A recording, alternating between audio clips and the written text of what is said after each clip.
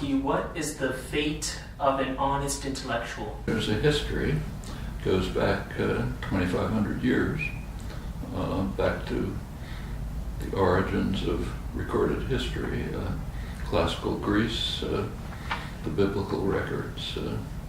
So go back to Greece. There was a man who was accused of corrupting the youth of Athens by asking searching questions. His fate was to be killed with poison, given hemlock. In the biblical record, which is partly accurate, partly not, there were critical intellectuals. The word that's used for them is prophets. That's a dubious translation of an obscure Hebrew phrase. What they were, if you look at what they were saying, was critics. They criticized the acts of the evil kings. They gave geopolitical analysis, warned that the policies were going to lead to disaster. They called for help to widows and orphans and so on. That's what today we call dissident intellectuals. And what happened to them? They were imprisoned, driven into the desert, maligned. The worst of the kings, King Ahab, condemned the prophet Elijah as a hater of Israel because he was condemning the acts of the evil kings, probably the origin of the notion anti-American, anti-Israel, and so on. And it goes the same way throughout history. So going up to modern times, the term intellectual in the current sense was really not used before the late 19th century. Came into use at the time of the Dreyfus trial in France. And the Dreyfusards, Emile Zola, others who supported Dreyfus, condemned the state and the military. They were critical intellectuals. They were bitterly condemned by the mainstream of the intellectual classes. Zola himself had to flee France for his life. That's the treatment of dissidents. Shortly after that came the First World War, which was very striking, with a lot of commentary on it now. It's the centenary, so a huge discussion. But one of the most interesting things is the reaction of intellectuals. On every side, the intellectual classes lined up passionately in support of their own state.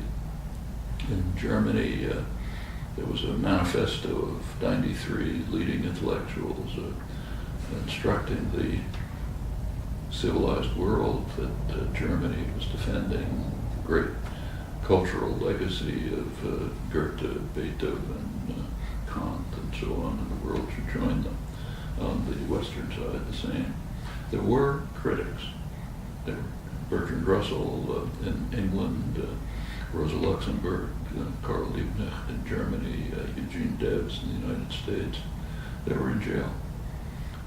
That's intellectuals. What is the price that you have personally paid as an intellectual for criticizing the actions of your own community? The United States is a pretty free society these days, and people with a degree of privilege are not subject to, it's not like Turkey today where you're thrown in jail if you say something the president doesn't like. So it's vilification, marginalization, denunciation. Actually, there were penalties, but they were self-induced. Was involved extensively in civil disobedience and resistance, and came pretty close to a long jail sentence, but I can't call that repression. It was things I was doing consciously. Under the liberal administrations of the 1960s, the Club of Academic Intellectuals designed and implemented the Vietnam War and other similar, though smaller, actions. This particular community is a very relevant one to consider at a place like MIT because, of course, you're all free to enter this community. In fact, you're invited and encouraged to enter the community of technical intelligentsia and weapons designers and counterinsurgency experts and pragmatic planners of an American empire. First, a handful of advisors, then the Marines. Finally, an army of 500,000. That was the Vietnam War. It was an undeclared war, a war without front lines or clear objectives. The United States invaded South Vietnam, attacked South Vietnam in certainly no later than 1962. That's when John F. Kennedy sent the U.S. Air Force to start bombing South Vietnamese villages, authorized the use of napalm, sent American forces into combat situations and so on. That's an invasion, okay? Then the invasion built up into a huge attack on all of Indochina. All right, that's now, what, 31 years? I'm waiting to find some phrase, one phrase in the American press, one, no, I'm not asking for a lot, one phrase in the whole mainstream press that refers to such an event as the U.S. invasion of South Vietnam. I can't find it. What you find is, uniformly, the American defense of South Vietnam, maybe unwise, against terrorists supported from the outside. Word-by-word paraphrase of what the Agitprop Bureau told them.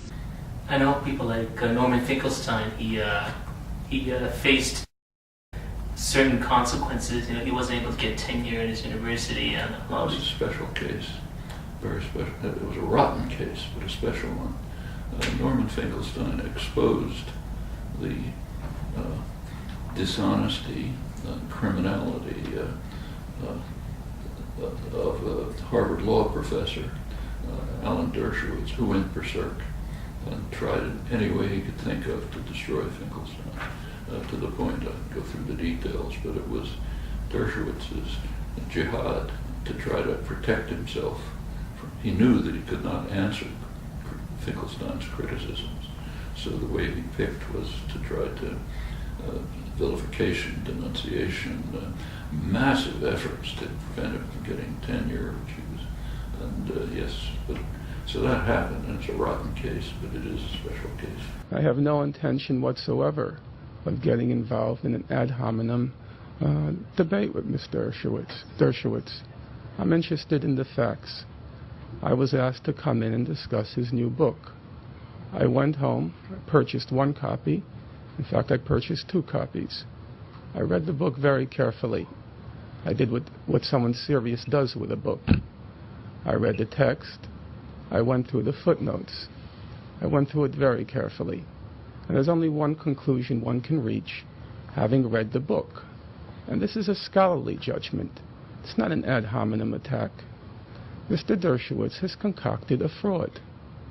In fact, Mr. Dershowitz has concocted a fraud which, amazingly, in large parts, he plagiarized from another fraud. Now, I found that pretty shocking. I found it shocking coming from a Harvard professor. I find it shocking coming